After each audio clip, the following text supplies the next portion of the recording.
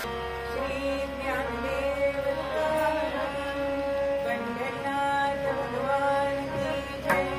महावीर ज्ञानेश्वर महाराज की जय। जगद्गुरु तुकाराम महाराज की जय। देवर्षि नारद महाराज की जय। सद्गुरुनाथ महाराज की जय। जय जय रघुवीर समर्थ मंगलमूर्ति मोरया।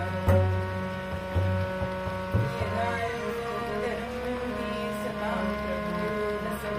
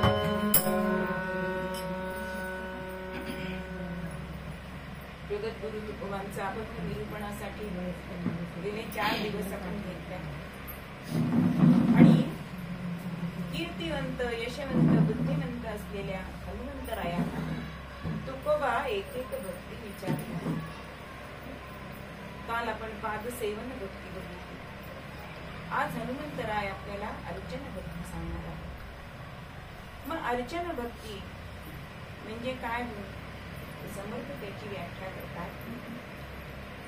काया वाचा आणि मने, काया वाचा आणि मने, चित्ते वित्ते जीवे प्राणे, सद्भक्त भगवंत दर्शने, ज्ञानान अर्चन भक्ती.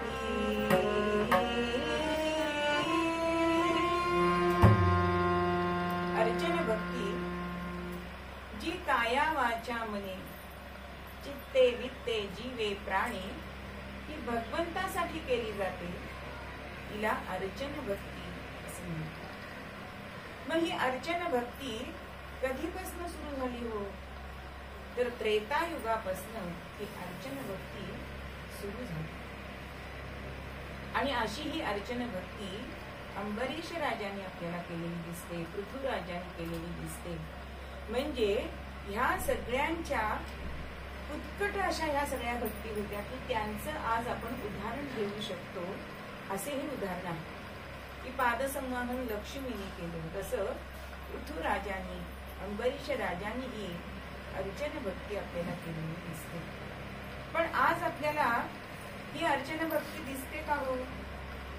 अहो 2-2, 3-3 बेडरूमचे फ्लॅट असतात, पण देवाला जागा आहे का हो घरामध्ये? म्हणजे आम्ही कीर्तनकारे, मला बरेच जण बोलवतात, मी आधी देवघर बघते बरं का, काय मला वाईट कोडच आहे, पण देवघर बघायचं म्हणजे त्या घरातली आपल्याला परिस्थिती कळते, म्हणून देवघर बघायचं. मग किती ठिकाणी आपण गेलो की देवघरावरती आधी देवघर नसतंच बरं का, ते कुठेतरी ओट्याखाली किंवा दाराच्या पाठीमागे एक फळकूट मारलेली असते, तिथे कुठेतरी ते देव असतात. कधी त्यांना आंघोळ घातली तर घातली, फुलं असली तर असली, नाही तर जळमट चढलेली असतात. वस्तुस्थिती आहे ही, मी माझ्या मनचं काही सांगत नाही. मग अशी ही देवपूजा सध्याच्या काळात होते. देवपूजा हे काम वाटायला लागलेलं आहे. कोण करणार देवपूजा? कि मग काय की घरामध्ये असं असतं की स्त्रीने करायची, बरं का. मग बायकांचं म्हणणं असतं की नाही, पुरुषांनी करायला पाहिजे ना. म्हणजे माझी आजी म्हणायची की तेवढ्यापुरतं तरी देवापुढे बसा, म्हणजे देवाची नजर तुमच्यावर जाते, म्हणून पुरुषांनी देवपूजा करायची. म्हणजे ज्यांच्याकडे देवपूजेमध्ये बाण वगैरे असतो त्यांना स्त्रियांची पूजा चालत नाही, सोहळं ओळं जास्त असतं म्हणून. पण अशी ही पूजा काही ठिकाणी कुळाधर्मचार असं पण असतं, ते पूजेमध्येच येतं. आणि मग जे मोठे असतात ते कसं त्यांचा सूर असतो, आम्ही मोठे ना, मग सगळं आमच्याच गळ्यात, बाकीच्यांना काही करायला नको. आणि मग सूर असा असतो की करताय ना त्याच्यात पाठीमागे लागतात, असं पण आपल्याला सूर दिसतो. पण देवपूजा करायची ही मनापासून करायला सांगितली. पण तुकोबा म्हणतात ना की गंध उगाळिता कष्टी, पण आनंदे भांग घोटी. भांग घोटायला त्याला कष्ट वाटत नाही, हीच क्रिया आहे की नाही. पण गंध उगाळताना कष्ट वाटतात, म्हणून हल्ली गंध उगाळायला सहाण सुद्धा नसते घरात. गंध गोळ्या घ्यायच्या, त्या कुठेतरी हातात करायच्या, तर असं नाही करता का? किंवा देवपूजेचा कंटाळा हाती सोंगट्यांचा चाळा. तुकोबा परखडपणे बोलतात, कारण त्यांच्या काळात सुद्धा ही स्थिती होती, म्हणून ते त्यांच्या अभंगातून उतरलेलं आपल्याला दिसतं. मग अशी ही देवपूजा जर केली तर चालेल का हो? त्याला आपण अर्चन भक्ती म्हणू का? काही ठिकाणी तर असं ऐकायला येतं की आज देवांना ड्रायक्लिनिंग, नवीन शब्द आहे बरं का हा. म्हणजे काय करायचं, आधीची फुलं काढायची, नवीन व्हायची, झाले ड्रायक्लिनिंग. किंवा काही जणांच्या मुखामध्ये काय शब्द, चला एकदा देव आगळूया. अरे कपडे की काय आगळायला? ही भाषा जर असेल तर ही देवपूजा म्हटली जाणार नाही. म्हणून अर्चन भक्ती कशी करायची, तर चित्ते वित्ते आणि मनोभावे करायची. तिथे भाव असायला पाहिजे, तरच तो भगवंत तुमची ती अर्चन पूजा घेणार आहे. मग ही अर्चन पूजा करताना सुद्धा आपण मूर्तीची पूजा करतो. ह्या मूर्ती सुद्धा अनेक प्रकारच्या सांगितलेल्या आहेत. की मातीची सांगितली, नंतर धातूची सांगितली, रत्नाची सांगितली, किंवा भिंतीवर कोरलेली, म्हणजे आता वणीची देवी किंवा लेण्याद्रीचा कसा गणपती तसं भिंतीतला अशाची पण आपण मूर्तीची पूजा करू शकतो. काही ठिकाणी काष्टाची असते, काही ठिकाणी पाषाणाची असते. आणि एक महत्वाची मूर्ती म्हणजे जी आपल्या मनामध्ये जी भगवंताची मूर्ती आहे अंतःकरणात, तिची पण आपल्याला पूजा करता येते. म्हणून अर्चन भक्तीचे 2 प्रकार पडतात, एक स्थूल अर्चन पूजा आणि एक सूक्ष्म अर्चन पूजा. मग स्थूल अर्चन पूजा हे सामान्य लोक करतात. मग ह्या पूजेसाठी आपल्याला जी अर्चन भक्ती सांगते, कारण मुळात अर्चन भक्तीचा उगम कसा झालाय, तर आपल्याला जी व्यक्ती प्रिय असते त्याला आपण आदर सत्काराने वागवतो आणि त्याला जे हवं ते आपण देतो. त्यातनंच अर्चन पूजेचं हे मूळ आहे. म्हणून भगवंताला आपण त्याला आवडते ते द्यायचंय, असं आपण त्याचं पूजन करायचं. मग असं पूजन आपण करतो का? आता श्रावण महिना चालू आहे, संपत आलाय. अनेक ठिकाणी आपण आता नवीन लग्न झाली की मंगळागौरीच्या पूजा, सत्यनारायणाच्या कोणी पूजा करतात पौर्णिमेला, असं अनेक ठिकाणी आपण पूजा बघतो. पण त्यांचं स्वरूप कसं असतं हो, तर गुरुजी तुम्हाला यादी देतात आणि मग आपण ते बाजारामध्ये घ्यायला जातो. अहो त्या दुकानदारांना सुद्धा अशी सवय झाली की देवपूजेसाठी हवी आहेत का तुमच्यासाठी हवी आहेत, हा प्रश्न विक्रेते विचारतायत. जर मंडईत गेला, कारण मी अगदी मंडईच्या शेजारी राहत होते म्हणून मला ते सगळं चित्र डोळ्यापुढे हा पूर्वरंग सांगताना दिसतो की ते 5-5 फळांचे वाटे गेलेले असतात. पण ती फळं कशी असतात हो, वाळकणलेली असतात किंवा कोळी काढलेली असतात. अशी फळं देवपूजेसाठी वापरावी का? अशी फळं म्हणजे 50,000 पगार आणि तयारीमध्ये पूज्य, असं नाही करू. किंवा त्या मुली तयारी करतात, म्हणजे मुली खरं तयार करतच नाही तयारी पूजेची, काहीतरी घरातल्या मोठ्या स्त्रिया करत असतात आणि मग आज हे आहे ते नाही. आणि मग गुरुजी विचारतात हे आहे का हो, साडी डाळी आहेत का, नाही आहेत का, अक्षदाम समर्थ, तुम्हाला असं केलं तर चालेल का? आज भात केला नाहीये, तुम्हाला असं नुसतं तांदूळ घातले तर चालेल का? नाही चालेल. मग अर्चन भक्तीमध्ये आपल्याला यथा देहे तथा देवे असं सांगितलं. जसं तुम्हाला आवडतं ना तसं भगवंताला द्या, तरच तो अर्चन भक्ती तुमची स्वीकार. मग अशी ही अर्चन भक्ती करताना सुद्धा जर आपण असं केलं, तयारी नाही नीट केली, तर भगवंत सुद्धा तसंच फळ तुम्हाला देतो. कारण देसी तैस तेव्हा देसी ऐसा अससी तू उदार, असं नामदेव महाराज पांडुरंगाला म्हणतात. भगवंत त्याला दिल्याशिवाय देत नाही. संत आपण त्यांना काही नाही दिलं तर देतात, पण भगवंत तुम्ही कसं देताय? आपण सुद्धा आहेर आपल्या कार्यातनं आहेर आले की तिने मला तशी साडी दिली आहे का, मग तीच साडी या कारणाने परत तिच्यापर्यंत पोचते. तसं जसं तुम्ही भगवंताला द्याल तसं भगवंत तुम्हाला देत असतो. म्हणून भगवंताच्या पूजेची तयारी करताना सुद्धा ती आत्मीयतेने करायला पाहिजे. आता ही पूजा जी असते ती पंचोपचारी असते, षोडशोपचारी असते किंवा अष्टोत्तर अशी पण उपचार असतात. मग सगळ्यांना एवढे उपचार नाही जमत. मग असे उपचार नाही जमले तरी पंचोपचारी धूप, दीप, अगरबत्ती आणि नैवेद्य एवढं तर आपण दररोज दाखवू शकतो. मग ते सुद्धा तुम्ही प्रेमाने करा असं सांग. मग हे पूजन करायचंय त्या मूर्तीचं करायचंय किंवा अजून कोणाचं पूजन करायचंय, तर समर्थच एके ठिकाणी सांगतात की देव, ब्राह्मण आणि अतिथी पूजन, साधू संत देव पूजन, यती गायत्री पूजन, या नाव पाचही भक्ती. म्हणजे देवाचं पूजन करा, अतिथीचं पूजन करा, साधू संतांचं पूजन करा, बीजाचं म्हणजे ब्राह्मणाचं पूजन करा, गायत्री देवी, यती वेगळा आणि संत वेगळे, ह्या सगळ्यांचं पूजन जर तुम्ही केलं तरी सुद्धा तुमची अर्चन भक्तीच होते. मग अशी ही अर्चन भक्तीचं अगदी चांगलं उदाहरण द्यायचं झालं तर आपला काकडा जो कोजागिरीपासून त्रिपुरी पौर्णिमेपर्यंत आपण करतो, याच्यामध्ये आपण सगळे उपचार देवाला करतो.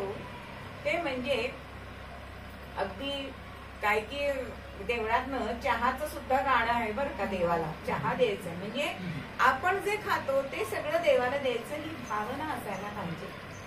मग असं जर आपण केलं तर का बरं आपल्याला देव भगवंत प्रसन्न होणार नाही.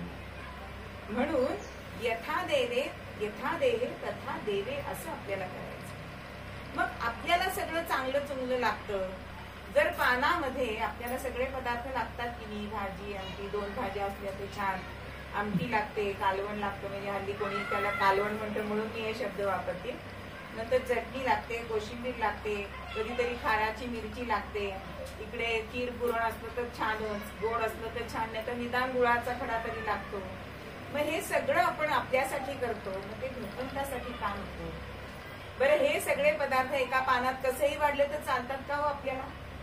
नाही चालत. अहो त्या दह्याचा किंवा कोशिंबिरीचा रस जरी त्या कुरडईला वगैरे लागला की तो लगेच मऊ होतो आणि मग आपलं नाक मुरडलं जातं.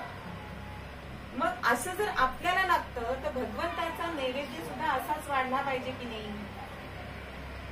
मग हल्ली म्हणजे वाढायचं काही समजतच नाही बरं का, डावं उजवं काही माहितीच नसतं. आणि मग सगळ्या सुना काय सांगतात, आई तुम्ही छान वाढता बरं का, म्हणजे असं म्हटलं की झालं सासूबाई चढल्या हरभऱ्याच्या झाडावर. मग असं नाही करता का, आपण शिकून घ्यायला पाहिजे. आपल्या प्रत्येक पद्धती ह्या आपण शिकून घ्यायला पाहिजे. आमचे म्हणजे माहेरचे जे आमचे गुरुजी होते ते म्हणायचे की पंचामृत सुद्धा 2 करा. का 2 करा? तुम्हाला ज्यांनी स्नान घालायचे तेच तुम्ही खाता. मग जे भगवंताला द्यायचे त्याला खायला वेगळं पंचामृत द्या ना. बरं ते म्हणायचे की तुम्ही त्याला साधी साखर घालता, ती जर तुम्ही तुमच्या अंगाला घातली तर तुमच्या अंगाला ओरखडे उठतील की नाही. मग तिथे पिठी साखर घाला ना. बघा पांडुरंगाच्या वेळी पंचामृत असते तेव्हा पिठी साखर घातली जाते. म्हणजे आपल्याला जसे अंगाला त्याचा त्रास होतो तसा भगवंताला होणार आहे हे लक्षात घेतलं, म्हणजे मग आपली अर्चना भक्ती चांगली होणार. आता राजे रजवाड्याची पूजा करतात, त्या पूजेमध्ये भूमिदान, सुवर्णदान हे सुद्धा देतात. म्हणजे त्यालाच ते अष्टोत्तर जे उपचार सांगितले ते करत असतात. म्हणून आपल्या आपल्या योग्यतेप्रमाणे पण जास्तीत जास्त चांगल्या पद्धतीने आपण ही देवपूजा अर्चना भक्ती करायची आहे. मग आता आपण गुरुजींनी तयारी सांगितलेली असते की फळं आणा, 5 प्रकारची फळं आणा, विड्याची पानं आणा, असं सगळं आपल्याला सांगितलेलं असतं. अनेक प्रकारचे आता आपण पत्री आणतो, गणपतीला पत्री लागते, गौरीला पत्री लागते, मंगळागौरीला पत्री लागते. मग त्या पत्रीमध्ये अनेक प्रकारची फुलं असतात, फुलं मग पत्री असते. पण गुरुजी विड्याचीच पानं का आणायला सांगतात असा आपण कधी विचार करतो का? तर विड्याचीच पानं, देवाने कितीतरी पानं निर्माण केली आहेत ना. अगदी केळीची आहेत, कर्दळीची आहेत, आंब्याची आहेत. आता आंब्याचं पान सुद्धा आपण शुभ मानतो, पण पूजेला मात्र आपण कुठलं पान घेतो? विड्याचंच घेतो. मग त्याच्या मागचं कारण काय आहे? पांडुरंग शास्त्री आपल्याला सांगतात की विड्याच्या पानाचा आकार कसा असतो? हृदयासारखा असतो. म्हणून हृदयपूर्वक आम्ही तुला हे अर्पण करतोय असं म्हणून आपल्याला विड्याची पानं पूजेमध्ये लागतात. म्हणजे भगवंतानी सांगून ठेवलंय की पत्रम पुष्पम फलम तोयम, जे मला भक्त जे अर्पण करतील ना त्याचा मी स्वीकार करणार आहे. पण पत्र सुद्धा असंच व्हावं ना, ते चांगलं असावं, ते फाटकं नसावं, किडकं नसावं, बैठासकट असावं. म्हणजे पूजेची तयारी करताना हे सगळं आपण ध्यानात ठेवलं पाहिजे. कित्येक वेळा बारीक बारीक गोष्टी असतात आणि आम्हाला आमच्या आजीकडनं कळलेले आहेत की आता असं आमची आजी सांगायची की तांब्याच्या पात्रामध्ये कुठलीही फुलं पत्री ठेवायची नसतात. त्याच्या मागे कारण काय आहे की त्या तांब्यामध्ये सूर्याचं स्थान आहे. आणि मग तांब्या कित्येक वेळा आम्ही गेलो ना की असं वाटतं की माहिती आहे ना की ती म्हणजे असं वाटतं की आपल्याला त्याचं पाप आहे. माहिती असलं की ते कळतं, त्याचा त्रास होतो. कित्येक ठिकाणी आपण गेलो की ताम्हामध्ये सगळं ठेवलेलं असतं, मग ते गुरुजी रिकामं करून देतात. पण तो निर्माल्य होतो कारण तो सूर्याला वाहिलं जातं. म्हणून फुलं पत्री हे जे सगळं आहे ना ते एकतर एका तप्तामध्ये ठेवावं, नाही तर काय तुमच्याकडे चांदीची ताटं असतील त्याच्यामध्ये ठेवावं, पण तांब्याच्या ह्याच्यामध्ये ठेवू नाही. त्यानंतर आपण भगवंताला फुलं वाहतो. मग फुलं अनेक प्रकारची सुगंधी फुलं असतात. मग फुल आपण बघितलं की त्याच्यामध्ये कोमलता आहे, रंग छान असतो, मार्दव त्याच्यामध्ये असतं, नंतर मकरंद असतो. मग आपण देवाला फुल कुठलं व्हायचंय की त्यानीच केलेली फुलं आपण त्याला वाहतो, कारण ही सगळी त्यानीच निर्माण केलेली आहे. पण आपण त्याला कुठलं फुल व्हायचंय तर आपण स्वकर्माचं फुल व्हायचं, आपल्या जीवन पुष्प त्याला व्हायचंय. मग ह्या जीवन पुष्पामध्ये खऱ्या फुलाचे गुणधर्म येतील असं आपण वागू शकतो का? आपल्या फुलामध्ये जीवन पुष्पामध्ये जसा फुलाचा रंग असतो तसा आपल्या जीवनाला प्रेमाचा रंग येऊ शकतो का भगवंताला वाहण्यासाठी? त्याच्यामध्ये मार्दवता येते, ती माणुसकीची मार्दवता येते का आपल्या फुलामध्ये जीवन पुष्पामध्ये? किंवा ज्ञानाचा मकरंद येतोय का हे आपण बघायचं आणि ते फूल भगवंताला व्हायचंय. म्हणजे ही फुलं पहाच. एका गृहस्थांनी विचारलं होतं की देवानीच दिलंय त्याला तेच काय द्यायचं, त्यानीच केलेलं. पण भगवंत म्हणतो तुझ्या मनात जो अहंकार आहे तो माझा नाहीये, तो तुझा आहे, तो वाहा ना मला. मग म्हणजे त्यांनी निर्माण केलेलं आहोत त्याला देणार, आपण स्वनिर्मिती करू शकत नाही. आज आपण खोटी फुलं घालतोय पण सुगंध आहे का त्याच्यामध्ये? नुसतं दृश्य आहे, चांगलं दिसतंय, विटत नाही, पण सुगंध नाही. ते आपण अजून माणूस निर्माण करू शकलेला नाही. म्हणून असं जीवन पुष्प त्याला व्हायचं. तोयम म्हणजे पाणी, म्हणजे रस. भगवंताला रस सुद्धा जीवन रूपी रस द्यायचा आहे. समजा आपण गुऱ्हाळात गेलो आणि तो गुऱ्हाळवाला काय करतो, 3-4 वेळा तो उसाचा हे असतो कांड असतं ते चरकात घालतो आणि त्याचा रस काढतो. आणि मग तो जो चोथा उरतो तो जर आपल्याला खायला दिला तर आपण खाऊ का? म्हणजेच रसरशीतपणा जो आपल्याला हवा असतो तसा रसरशीतपणा आपण देवाला द्यायला पाहिजे. म्हणजेच आपण तरुण असतानाच आपला जीवनरस हा टवटवीत आहे ना. मग आपण म्हातारे झाल्यावर चिपाड आपल्या अंगाचं झाल्यानंतर तो जर आपण भगवंताला दिलं तर ते त्याला आवडेल का? नाही आवडेल. म्हणून पत्रम पुष्पम फलम तोयम हे अशी फळं स्वकर्माचं फळ त्याला द्यायचं. माऊलींनी सुद्धा सांगितले की आपल्या किंवा गीतेमध्ये सांगितलेलं आहे की कर्माचं फळ, तुम्ही कर्म करायचा तुम्हाला अधिकार आहे, पण कर्माची इच्छा, फळाची इच्छा तुम्ही करायची नाही. असं फळ आपण भगवंताला देऊ शकतो. हे अर्चना भक्तीमध्ये महत्वाचं सांगितलेलं आहे. मग असं जर आपण केलं तर ती अर्चना भक्ती श्रेष्ठ होते. आता ही सगळी अर्चना भक्ती झाली की भगवंताची आपण सगळ्या अक्षरा वाहून बघा पूजा करतो. म्हणजे चरणापासून शिरापर्यंत आपण ती उपांग पूजा, काय म्हणतात त्याला, चरणापासून आपण अक्षता जानूपूजा, अंगपूजा, अंगपूजा जी करतो तर ती सुद्धा आपण चरणापासून करतो. काल आपण चरणाचं महत्व बघितलेलं आहे.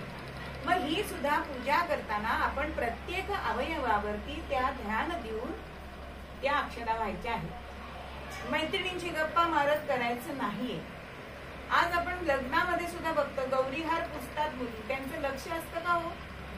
एक तर ती हेअरस्टाईल वाली तिला काही करू देत नाही. म्हणजे ज्याच्यासाठी तर गौरीहार पूजाच आहे तिथे लक्षच नाहीये. सगळा काळ तो त्या ब्युटिशियनला दिला जातो जामानेमा करण्यामध्ये. म्हणजे त्याचा जो हेतू आहे तो साध्य होत नाही तर त्याला अर्चना भक्ती कशी म्हणायची? म्हणून अशी पूजा आपण करायची नाही. त्यानंतर वेळ येते ती नैवेद्य भगवंताला दाखवण्याची. आपण नेहमी प्रयोग काय करतो, त्याला देवाला नैवेद्य दाखवायचा आहे. पण दाखवायचा आहे हा बरोबर आहे का शब्द प्रयोग? समर्पण करायचंय हा भाव असायला पाहिजे. त्यासाठी मुलांवर सुद्धा संस्कार करायला पाहिजेत ना. नाहीतर आपला पापड वाढला खाल्ला, पोळी वाढली खाल्ली, भज आलं खाल्लं असं आपण बघतो ना. पंक्ती हल्ली पंक्ती नाहीये, पण पंक्तीमध्ये सुद्धा वाढताना सगळं वाढून झाल्यानंतर हल्ली जेवतच नाही आहोत. म्हणजेच भगवंताला जे आपण केलंय ते भगवंताला अर्पण केल्याशिवाय आपण त्याचा स्वीकार करायचा नाहीये, ही भावनाच लुप्त झाली. आपल्याकडे कितीतरी अशा गोष्टी आहेत की त्या कालबाह्य झाल्या, खऱ्या त्या चांगल्या आहेत. पूर्वी सुद्धा भगवंताला नैवेद्य समर्पण करून तो घरचा यजमान काकबळी देण्यासाठी बाहेर जात असतो आणि 2 मिनिटं थांबून पांथस्थ येतोय का तो आपल्या पंक्तीला घ्यायचा, अशी आपली पद्धत आहे, अशी आपली संस्कृती आहे. पण हल्ली कशाचा विधी निषेधच राहिलेला नाही. म्हणून नैवेद्य समर्पण करायचंय, म्हणून नैवेद्य समर्पण करून आरती म्हणायची असते. म्हणजे जेवढ्या तुम्ही आरती म्हणता तो कालावधी म्हणजे भगवंत तेवढा त्याला वेळ जेवायला द्यायचा आहे. पण आपण नैवेद्य दाखवतो, आपण लगेच खायला सुरुवात करतो. बरं, आरती म्हणायची, ती आरती सुद्धा कशी म्हणायची? अहो, आर्ततेने म्हणली ती आरती, आता वाघ पाठीमागे लागल्यासाठी आरती म्हणत असतात. बरं, त्या आरतीचे शब्द फणीवर वंदना. अरे फणीवर कुठे वंदना बसलीये? फणीवर शब्द तुम्हाला जर आठवत, कारण काही काही ह्या आरत्या ज्या असतात त्या आपले ऐकून ऐकून पाठ होतात, पण त्याचा जर आपल्याला अर्थ लागत नसेल तर पुस्तक उघडा, त्याच्यामध्ये बघा. अहो, पेपरात सुद्धा हल्ली बरोबर येतात ती पुस्तिका, 3-4 आरत्या नेहमीच्या म्हणलेल्या, त्यातलं वाचून म्हणा, त्याचा अर्थ लक्षात घ्या आणि मग ती आर्ततेने करायची जी आरती आहे त्याला आरती असं म्हणतात. मग गुरुजी आपल्याला सांगतात की आता प्रदक्षिणा घाला. आता प्रदक्षिणा घाला. आपण देवळात सुद्धा जातो, प्रदक्षिणा घालतो. कशा घालतो? दररोज आपल्याला आपला नेम 108 प्रदक्षिणा. आपण त्या प्रदक्षिणा कशा घालतात? वाघ पाठीमागे लागल्यासारखं इतक्या भरभर घालत असतात. पण प्रदक्षिणा अशी घालायची नसते. प्रदक्षिणा कशी घालायची आहे त्याचं प्रमाण दिलेलं आहे की गर्भाची स्त्री ज्या वेगाने चालते त्या वेगाने प्रदक्षिणा घालायची आहे. म्हणजेच का अशी हळू घालायचे? कारण देवाच्या कडून ज्या लहरी येतात त्या तुम्हाला मिळत असतात, म्हणून अशा प्रदक्षिणा घालायची. मग तुम्ही 2 घातल्या 3 घातल्या तरी चालतील, पण त्या प्रदक्षिणा अशा घाला. नाहीतर उपचार म्हणजे टिक मार्क करायचं नाहीये आपल्याला. हल्ली हा सगळं आपल्याकडे झालेला आहे, टिक मार्क. मग हे आपल्याला असं करायचं नाही अर्चन भक्ती. मग अशी जर सांग पूजा, यथासांग पूजा झाली तर आपल्या मनाला ते समाधान मिळतं, त्याच्यासारखं समाधान दुसरं नाही. म्हणून सदा चित्ता समाधान जे तुकोबा अभंगामध्ये म्हणतात की हे समाधान तुमच्या मनाला कायमस्वरूपी मिळतं. म्हणजे आपण देवाला गंध लावताना सुद्धा आपण कुंकू पावडर करताना छान व्यवस्थित बघतो की नाही, जरा काजळ आलं बाहेर की बघतो, पण देवाला गंध लावताना ते त्याच्या डोळ्यात जात आहे का हे बघितलं जातं का? इतका सूक्ष्म विचार आपल्या अर्चन भक्तीमध्ये सांगितला. म्हणजे असं तुम्हाला वाटेल मी खूप बोलते, पण देवाकडे बघितल्यानंतर आपल्याला आनंद वाटला पाहिजे, अशी पूजा झाली पाहिजे.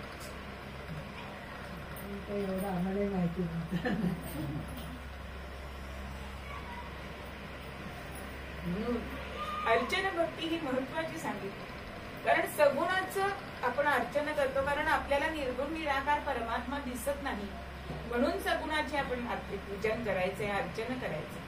मग प्रत्येकाचं अर्चन केल्यानंतर फळप्राप्ती वेगवेगळी आहे. बरं, देवाचं जर आपण अर्चन केलं, पूजन केलं तर आपल्याला दिव्यत्व मिळेल.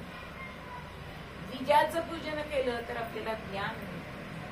गायीचं पूजन केलं तर आपल्याला अंगी परोपकार येतो. भूमीचं पूजन केलं, म्हणून आपल्या पूजेमध्ये भूमीची सुद्धा पूजा सांगितलेली आहे. म्हणजे असं आपण असं तांदणीसारखं काढायला सांगतात गुरुजी, आणि तिथे भूमीचं पूजन सांगितलंय. मग भूमीनी काय, भूमीचं पूजन केल्यानंतर काय होतं तर आपल्याला आपल्या अंगामध्ये क्षमा करण्याची शक्ती वाढते. अशा अनेक गोष्टी सांगितलेल्या आहेत. ह्या छोट्या छोट्या गोष्टी जर आपण आत्मसात केल्या तर ही अर्चन भक्ती फलद्रूप होणार आहे. म्हणून अर्चन भक्ती ही श्रेष्ठ सांगितलेली आहे, कारण तिथे भगवंताने आपला संवाद होत असतो. प्रत्येक मंत्र म्हणताना आपण भगवंताकडे बघायचंय, तो आपल्याकडे बघत असतो, हे आपल्या मनामध्ये आलं पाहिजे. म्हणून अशी ही जर यथासांग पूजा केली तर ह्याला म्हणतात स्थूल अर्चन. आता दुसरा अर्चनाचा जो हे सांगितलेला आहे प्रकार, तो म्हणजे सूक्ष्म अर्चन, म्हणजे मानस पूजा सांगितली. सूक्ष्म अर्चन म्हणजे मानस पूजा. मग ही मानस पूजा करताना सुद्धा त्याला सुद्धा खरं म्हणजे काहीही लागत नाही, पण तरी आपल्याकडे विचारांचं दारिद्र्य आहे ना. आता मानस पूजेमध्ये सगळ्यांना घरी पूजा करायला मिळत नाही, किंवा एखादा घरातला पूजा करतो आणि बाकी सगळे कामावर जातात, पण त्याच्या मनाची इच्छा असेल की आपण पूजा भगवंताची अर्चन भक्ती करावी, तर ही अर्चन भक्ती तो सुद्धा मनाने करू शकतो. मग मनाने अर्चन भक्ती करायची तर विचारांचं दारिद्र्य आधी बाजूला करायचं. मग भगवंताची आपण नेहमी स्टीलची उपकरणी घेतो. आता उपकरणी सुद्धा घासत निर्भर का छान, ती कळकटलेली असतात म्हणजे पण आपण मानस पूजेमध्ये आपण सुवर्णाची घेऊ शकतो की नाही, त्याला खर्च नाहीये. मग सुवर्णाची तामण घ्यावं, बळी पंचपत्री घ्यावी, हृदयाचा चौरंग करायचा आणि ह्या हृदयाच्या चौरंगावरती भगवंताला किंवा सद्गुरूंना तिथे आसनस्थ करायचं. आणि सगळे जे उपचार आपण प्रत्यक्ष पूजेमध्ये करतो ते सगळे मनाने करायचे. म्हणजे भगवंताला आधी म्हणजे त्याला घेताना सुद्धा त्याचं अंग पुसायला म्हणून मुलायम असा मनमनचा पंचार घ्यावा, मनाने घ्यायचंय ना. आपल्याला काही तो विकत आणायचा नाही का प्रत्यक्ष घ्यायचा नाही. पण हे उपचार करताना सद्गुरूंच्या अंग खसखस खसखस घासायचं नाहीये, त्यांना बरं वाटेल असं आपण सगळे उपचार करायचे. मग त्यांच्या आवडीचे पंचपक्वान्न आपण करू शकतो, विडा तिथे देऊ शकतो. नंतर त्यांना भोजन देताना आपण त्यांना आग्रह करू शकतो की सद्गुरू अजून घ्या अजून घ्या. आपल्याला सुद्धा आग्रह केलेला आवडतो की नाही. जर समजा घरातली स्त्री सगळा स्वयंपाक करते आणि एकटी जेवायला बसलेली असते, पण घरातला पुरुष येऊन म्हणाला की वाढू का तुला एखादी पुरणाची पोळी, तर त्या बाईला बरं वाटतं की नाही. तसंच आहे. म्हणजे तुम्ही सद्गुरूंना भगवंताला आग्रह करायचा आहे. आणि महाराजांकडे एक मनुष्य येत असे आणि नेहमी तो मानस पूजा करायचा. पण मानस पूजा करून झाली की महाराजांना अच्छा करायचा बरं का. म्हणजे असं नाही करायचंय, ते सद्गुरूंना आपल्या हृदयातच ठेवायचंय, त्यांना जायला नाही सांगायचं. मग तेव्हा महाराजांनी ते मानस पूजेची त्यांना जी उणीव होती ती सांगितली आणि तेव्हापासून ते महाराजांना आपल्या हृदयातच ठेवायला लागले. म्हणजे मानस पूजा झाल्यानंतर जसं आपण पाहुण्याला अच्छा करायला जातो तसं मात्र करायचं नाहीये, तर ह्या सद्गुरूंना देवाला आपल्यामध्येच स्थानापन्न करायचं. म्हणून जे जे आपण अशी पाहिजे ते ते तैसेची कल्पना, आपल्याला जी कल्पना शक्ती भगवंतानी दिली आहे. अहो एखादं त्याला आसन जर आपण वेलवेटचं घातलं, क्रोशाने केलेलं घातलं, तिथे काही आपल्याला कष्ट नाहीये. म्हणून कल्पना शक्तीचा आपण वापर करायचा आहे आणि ही मानस पूजा करायची. आणि ही अशी अतिशय सूक्ष्म असणारी असे हे अर्चन आहे आणि ते स्थूल अर्चनापेक्षा श्रेष्ठ सांगितलेलं आहे. समजा तुम्ही रेल्वेमध्ये असलात तरी सुद्धा हे पूजन करता येतं, त्याला कष्ट नाही. तुम्ही जागेवर उठावं. आणि असं आपल्या शास्त्रामध्ये असं अजिबात सांगितलेलं नाही, महाराजांनी सुद्धा सांगितलं नाही की तुम्ही स्नान करूनच सगळं करा. पण म्हणून तुम्ही उगाच झोपून लोळून राहणार शनिवार रविवार आणि लोळणार असं नाही चालणार. पण जर तुम्ही अडचणीत आहात, प्रवासात आहात, तर त्याचा दोष नाही असं आपल्या शास्त्रामध्ये सांगितलेलं आहे. म्हणून स्थूल अर्चन भक्तीपेक्षा सूक्ष्म अर्चन भक्ती ही श्रेष्ठ सांगितलेली आहे. म्हणून शिवदिनी केसरी सुद्धा एका अभंगामध्ये म्हणतात, माझी देव पूजा देव पूजा माझी देव पूजा देव पूजा आय तुझे गुरुराया आय तुझे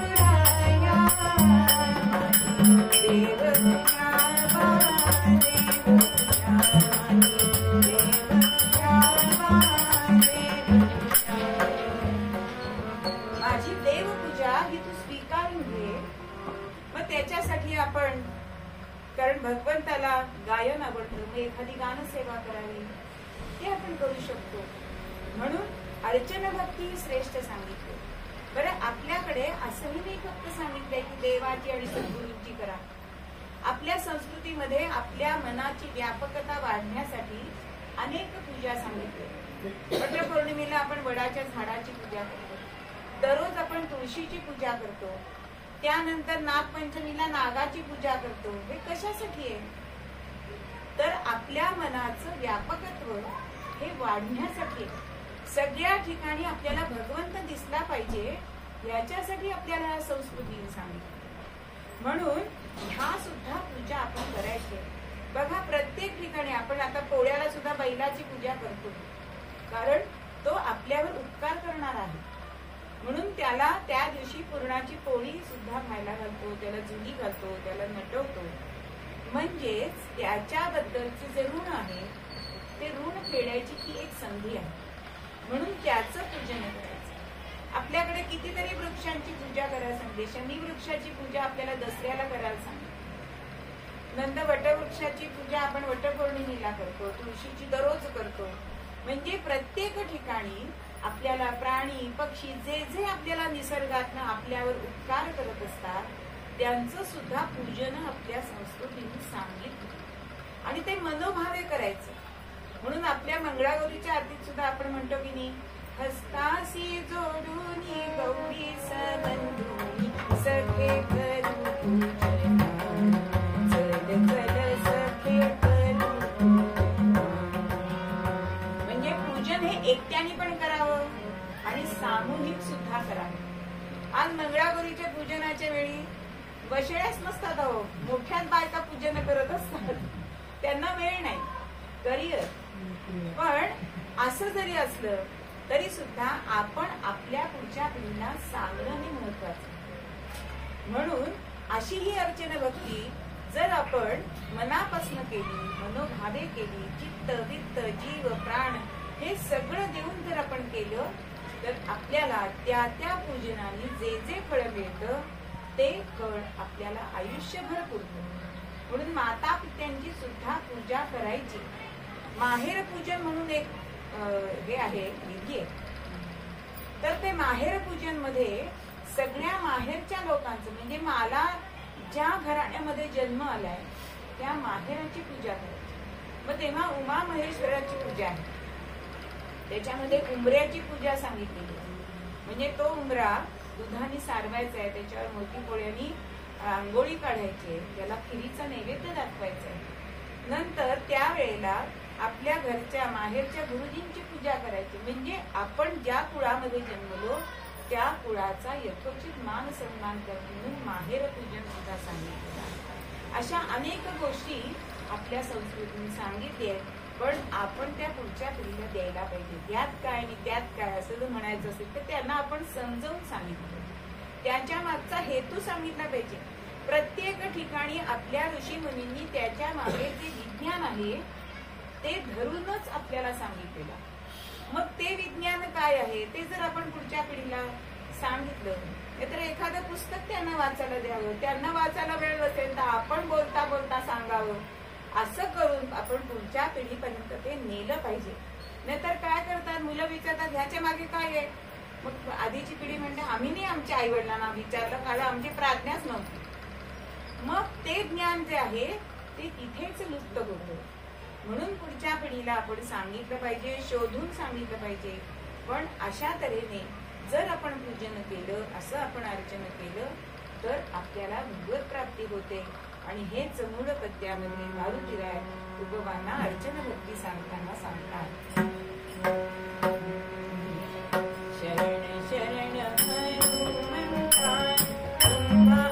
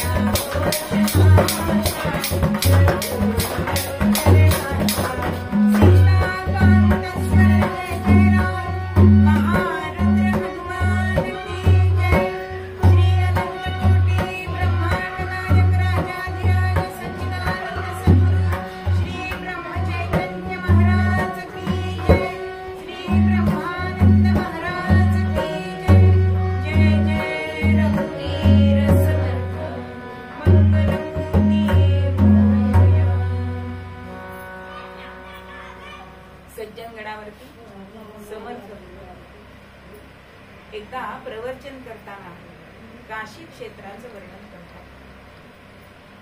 कशी आहे काशी, की जी त्रिशूळावरी बसवलेली आहे, सदाशिवाला अत्यंत प्रिय असणारी. इथे गंगा ही वाहतीये, ज्या गंगेला शिरोधार्य केलंय शंकरांनी.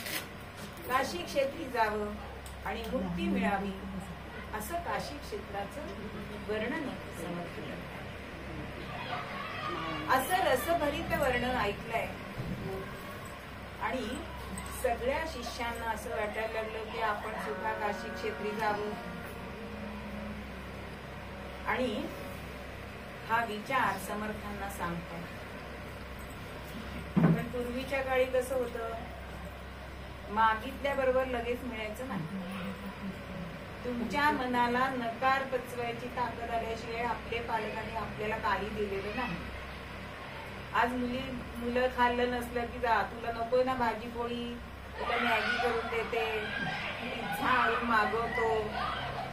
आपल्या वेळी दोनच प्रकार होते, भाजी खातेस का भोवाडीत खातेस, एवढे दोनच होते. पण त्यामुळे नकार पचवायचा जो आपल्याकडे गुण आलाय, त्याच्यामध्ये सुद्धा पालकांना आपलं हित व्हावं असं वाटत होतं. तसंच समर्थांनी लगेच होकार दिला नाही. आणि मग एके दिनी समर्थ विचार करी, एके दिनी समर्थ विचार करी. काय विचार करतायत समर्थ, की आता परीक्षा घ्यावी खरी. कोण कैसा कळेल याच्यासाठी आपण आता परीक्षा घेऊ. म्हणून समर्थांनी जाहीर केलंय की आपण काशी क्षेत्री जाऊया. आणि मग शिष्यगणाला कळले, शिष्यगणाला कळले, काशी क्षेत्री समर्थ गुरुराय. जाणार आपणची जाऊ, जाणार आपणची जाऊ, क्षणभर न विसंगू ते गुरु पाय. राम राम हरे हरे राम, राम राम हरे हरे राम, राम राम सीतापते राम. समर्थांनी सांगितलं आपण काशी क्षेत्री जायचंय. आता ज्यांना इच्छा होती, अहो सगळ्यांना इच्छा होती, आपण काशी क्षेत्री जाऊ, काशी क्षेत्री जाऊ. आणि सगळेजण समर्थांपाशी गेले, कधी जायचंय, काय करायचंय, कधी निघायचंय वगैरे सगळं चांगला दिवस बघून निघू. कारण पूर्वी पायी काशी यात्रा करायला लागत असे. आणि एवढा सगळ्यांचा उत्साह बघितलाय. आणि मग समर्थ एकेकाला विचारतायत की सोडून रामा आनंद धामा काशी क्षेत्री जावे का. इथे माझ्या रामाचं पूजन कोण करेल, माझ्या रामाची अर्चना भक्ती कोण करेल. असं म्हटल्यानंतर सगळेजण गप्प राहिले. का, मी नाही, मला काशीला जायचं, मी नाही, मला काशीला जायचं. आता समर्थ म्हणतात की रामाच्या पूजा अर्चेची सोय झाल्याशिवाय आपण काशीला जायचं नाही. आता काशीला जायचंय, त्या सगळ्या विद्यार्थ्यांनी काय केलंय, शिष्यांनी एक तिथे भोळा किंवा अज्ञान नावाचा एक समर्थांचा शिष्य होता. पण खरोखरच समर्थांची निष्ठा असणारी आणि थोडा सगळ्यांपेक्षा जरा बावळट वाटावा, हल्लीच्या भाषेमध्ये सांगते, की त्याला छक्के पंजे कळायचे नाही. आणि मग ह्या सगळ्या शिष्यांनी असं ठरवलं की आपण ह्या अज्ञानाला सांगू की तुला इथे समर्थांनी आज्ञा केली आहे की तुला इथे पूजा अर्चेसाठी राहायचं. आणि असं म्हटल्यानंतर तो तयार झाला, कारण समर्थांची आज्ञा आहे. आणि इकडे समर्थांना सांगितलंय की आज्ञा राहायला तयार आहे. समर्थ म्हणतायत ठीक आहे. मग समर्थ म्हणतायत की तू करशील ना दररोज पूजा. तेव्हा तो म्हणतोय की मी करीन पूजा, पण मला काही ते मंत्रविंत्र पाठ नाही येतो, मग मी ते कसं काय करणार. पण मी असा गरीब मतिमंद मी हा श्रीहरीला आवडेल का पूजा करायला? बघा, म्हणजे शिष्यांनी सांगितलं याचं नाव, तरी सुद्धा मनामध्ये किती नम्रता आहे त्याची. पण तो सांगतोय की जर मला माझी गुरुमाय सांगेल की कसं करायचे दररोजची पूजा, तर मी ते नित्य नेमाने करीन, असं समर्थांना त्यांनी सांगितलं. आणि मग समर्थांनी त्या अज्ञानाला मांडीवर घेताय आणि सांगताय, उठूनी पहाटे तरी काकडागे, उठूनी पहाटे तरी काकडागे, तरी काकडागे प्रेम भागे, तरी काकडागे प्रेम भागे, प्रेम भागे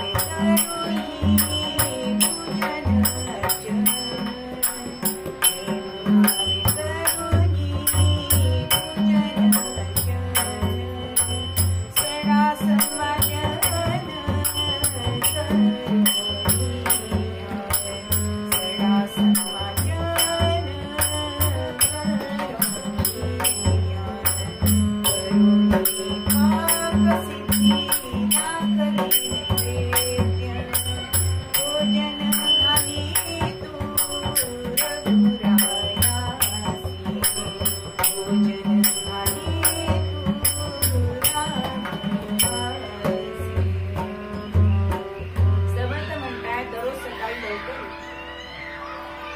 काकडा कर, सडा संमार्जन कर आणि भगवंताची स्नान संध्यादी सगळी कर्म करून त्याचं पूजन अर्चन कर. मग आपल्या संप्रदायाप्रमाणे 5 घडी भिक्षा मागून आण आणि मग ती भिक्षा आणलीस की त्याचा पाकसिद्धी तयार कर, पाक तयार कर, सिद्ध कर आणि माझ्या रामरायाला दररोज नैवेद्य समर्पण कर बर. असं तू दररोज केलंस आणि मग दुपारच्या वेळी कधी दासबोध वाच, कधी करुणाष्टक वाच, अशी पण तुझी उपासना चालू राहते. जमेल ना सगळं बाळा? जमेल. आता उद्या सकाळी सगळेजण काशी क्षेत्री निघाले. आता समर्थ निघाले आणि या अज्ञानाचं मन गलबलून आलंय की आता गडावर आपण एकटं जायचंय, सद्गुरु माऊली आपल्याला दिसणार नाही. म्हणून परत माऊलीनी, सद्गुरु माऊलीनी जवळ घेतलाय अज्ञानाला आणि जवळ बोलवलंय, पाठीवरनं हात फिरवलाय आणि सांगतायत की हे जे काल मी तुला सगळं सांगितलं ना, त्यातलं एखादं काम राहिलं तरी चालेल, पण रामरायाला जेवायला मात्र घालायला विसरू नकोस. सणाला एखाद्या दिवशी राहायला चालेल, भिक्षा नाही मागून आणली चालेल, पण रामरायाला नैवेद्य दाखवायला, समर्पण करायला विसरू नकोस. एवढं सांगितलंय आणि समर्थ आणि इतर सगळे शिष्य हे काशीकडे निघाले. आता समर्थांनी सांगितल्याप्रमाणे दुसऱ्या दिवशी याची दिनचर्या चालू झाली. सकाळी लवकर उठलाय, भगवंताचा काकडा केलाय, सडा संमार्जन केलंय, स्नान संध्यादी सगळं केलंय, भिक्षा मागून आणली, पाकसिद्धी केलीये. आता समर्थ रामरायाला नैवेद्य दाखवताना दार बंद करत असत. तसं यांनी नैवेद्य तिघांना पुढे ठेवलेत, राम लक्ष्मण सीता, आणि दरवाजा बंद करून घेतलाय. तास 1.5 तास झाला, आता झालं असेल जेवण म्हणून दरवाजा उघडतोय. काट तशीच पुन्हा रामरायाला सांगतोय की माझ्याप्रमाणे मी चांगलं केलंय, आज गुरु माऊली नाहीये, पण तू जेवायचं नाही असं करू नकोस रे. पण रामराय काय जेवले नाही. आता रामराय जेवले नाहीत म्हणून हा सुद्धा उपाशी आहे. दुसरा दिवस झाला. दुसऱ्या दिवशी तसंच कालचं ताट उचलून ठेवलंय, दुसरा नैवेद्य दाखवलाय, पुन्हा दरवाजा बंद केलाय, असं वाटेल आज जेवेल.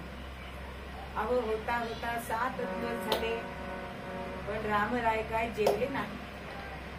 शेवटी याच्या मनाला प्रश्न पडलाय आणि तो म्हणतोय,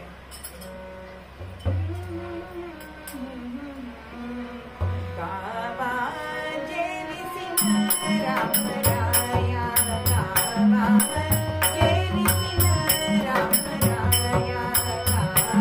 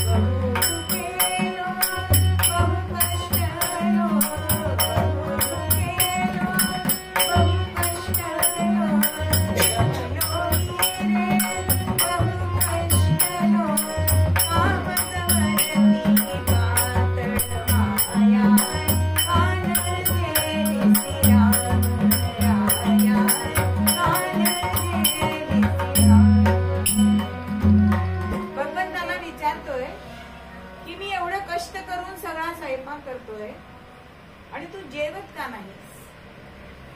माझ्यावरची माया तुझी पातळ झाली करी, पण आता माझ्यात ताकद नाही. तू 7 दिवस जेवला नाहीस म्हणून मी सुद्धा 7 दिवस जेवलेलो नाही. आता बहु भुकेलो, दमलो, श्रमलो असं सांगतोय आणि निर्वाणीचा पवित्रा घेतलाय की आज जर आपण भोजन केलं नाही तर मी तुमच्या पायावरती डोकं आपटून प्राण देणार असं सांगितलंय.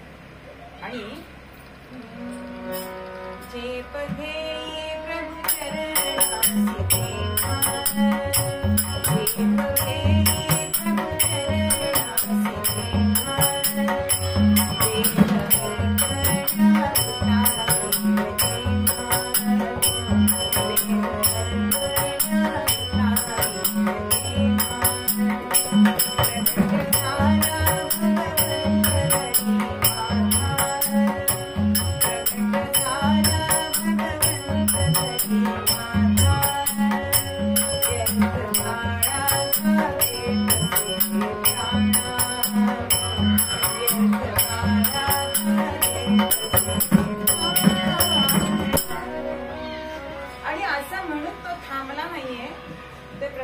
चरणासी चरणावरती मस्तक आपटणार, प्राण देणार.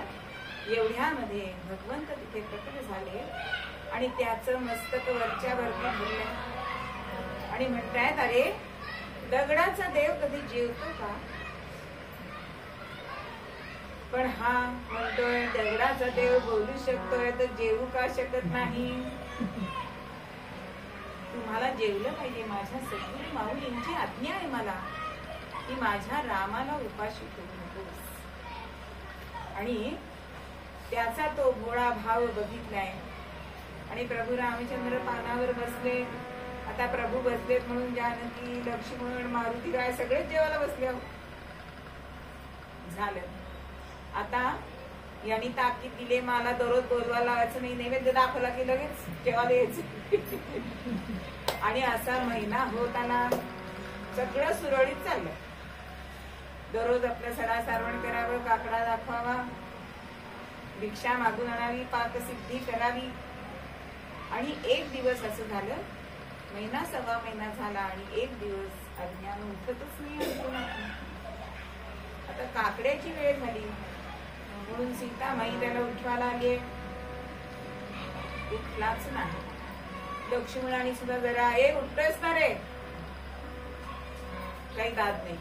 मारुतीराय मोठा गुबुत्कार केलाय, काही नाही. शेवटी प्रभू रामचंद्र आले. बाळ, तुला बरं वाटत नाही का? का उठत नाहीयेस? काय तुला काय सांगायचंय का काही? हा. तो म्हणतोय, हो, मीच काय एकट्याने सगळी कामं करायची? मग काय तुझं म्हणणं काय आहे? राम विचारताय. बघा काय अधिकार आहे. आणि तो म्हणतोय की सडा सारवण आहे ते लक्ष्मणाने करावं ना. मारुतीरायांनी एवढी ताकद आहे त्यांच्यामध्ये. अहो, सरपण वगैरे आणून द्यावं ना त्यांनी. सीतामाईंनी पाकसिद्धी करावी. सगळ्यांची सगळी कामं सांगितली. मग प्रभू म्हणतात, मला काय काम नाही, तुम्ही माझं आराध्य दैवत आहात, तुम्हाला नाही काम. पण तुम्ही जर म्हणत असाल ना तर कधी कधी आपली काकडाती तुम्हीच करून द्या, मी फक्त भिक्षा मागून आणणार, एवढं एक काम स्वतःकडे ठेवलं आणि झालं. सगळ्यांचा तिळपापड होतोय, पण भगवंत म्हणतात की नाही, याच्या भोळ्या भावासाठी आपल्याला हे करायला हवं. आता सगळेजण कामाला लागले. मारुतीराय विचारतात, प्रभू किती दिवस अशी कामं करायचीत आम्ही? पण इलाज नाही. आता होता होता 6 महिने होत आले समर्थ जाऊन, पण सगळं असंच झालं. आपल्या अर्चन भक्तीने प्रभूला आपलासा केलाय ह्या अज्ञानाने. आणि एक दिवस शिळ्या भाकरी उरली आणि सीतामाईनी त्याचा काला केलाय आणि आता पानं मांडली. भोजन वेळी तो काला केला, भोजन वेळी तो काला केला. आले वाटत अज्ञानातून, अज्ञानाचे पापे मांडले, प्रसन्न झाला रघुनाथ, प्रसन्न झाला रघुनाथ. अहो सगळी भोजनाची तयारी केली, आता पाटावर बसले आणि अज्ञान लागला रडायला. आता ह्या सगळे आता ह्याला काय झालं, सगळी कामं आम्ही करतोय आणि हा का रडतोय परत? प्रभू परत म्हणतात, काय झालं अज्ञाना, का रडतोय?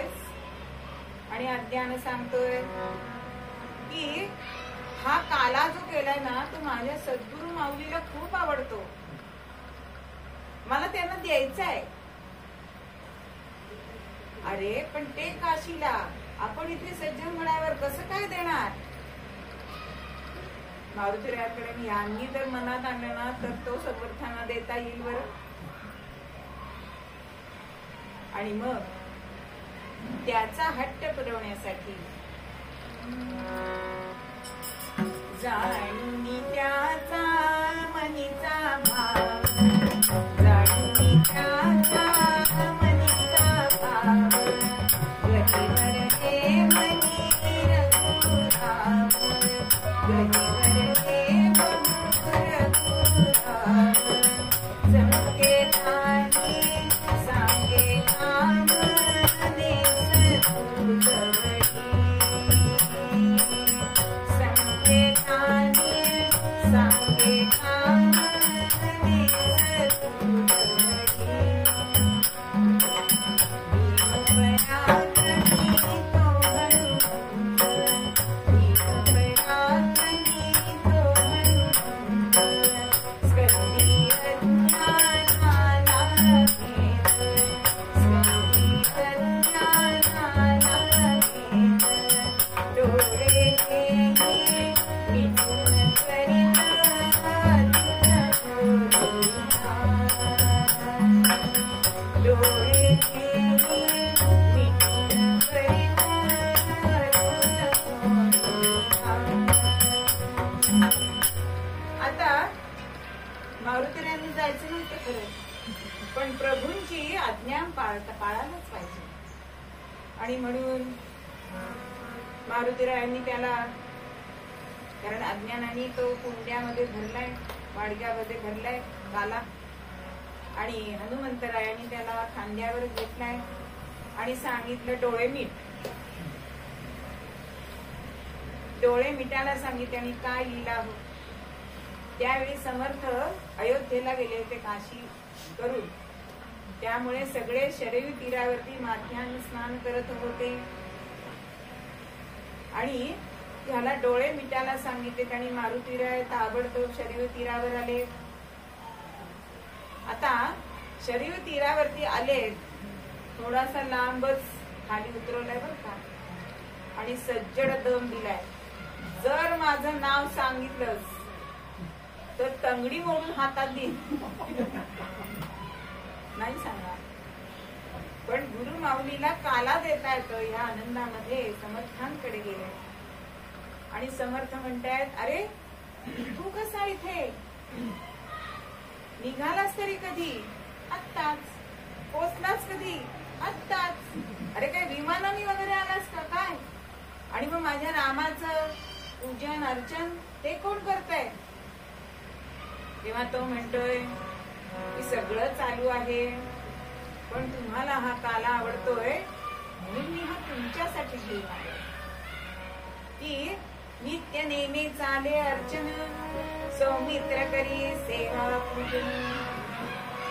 सीतामाई जो स्वयंपाक करते तो अमृतापरी आहे आणि तुम्ही लवकर हा काला घ्या, कारण श्रीराम प्रभू तिथे माझ्यासाठी खोळंबलेत बरं जेवायला.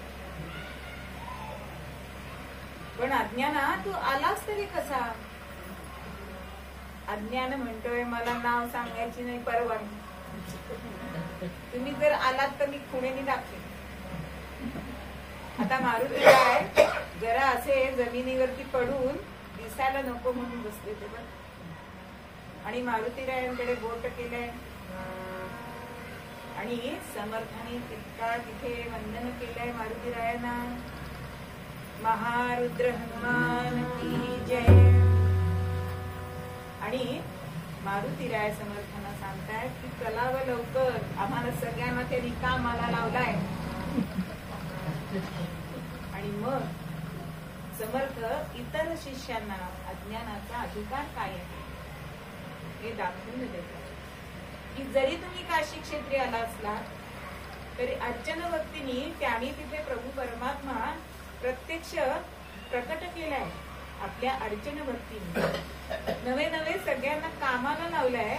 इतका ज्याचा अधिकार आहे असा अधिकार आपल्याला अर्चन भक्तीने मिळतो. आणि मग समर्थांनी तो काला घेतलाय, खाल्लाय, त्याला बरं वाटलंय. आणि मग मारुतीरायांच्या बरोबर पुन्हा खांद्यावर बसून सज्जनगडी आले आणि प्रभू रामचंद्रांबरोबर भोजन केलंय, ते सुद्धा आनंदानं. कारण माझ्या सद्गुरु माऊलीला आवडता काला हा मला देता आला. म्हणून जरी नाव त्याचं अज्ञान असलं तरी भगवंताला प्रकट कसं करायचं हे ज्ञान त्याच्याकडे होतं, ती नम्रता त्याच्याकडे होती. आणि म्हणून अशी अर्चन भक्ती ही श्रेष्ठ सांगितलेली आहे. आपण सुद्धा अर्चन भक्तीने आपण भगवंताला बोलवू शकतो. आणि अशी अर्चन भक्ती सगळ्यांनी करावी. चित्ते वित्ते प्राणे तिथे भाव असायला पाहिजे. ते भाव बळे आकडे असं माऊलींनी सुद्धा सांगितलंय की भावाविना भक्ती नाही. कुठलीही भक्ती तुम्ही जरी केली तरी तिथे भाव नसेल तर ती भक्ती भगवंतापर्यंत पोहोचतच नाही.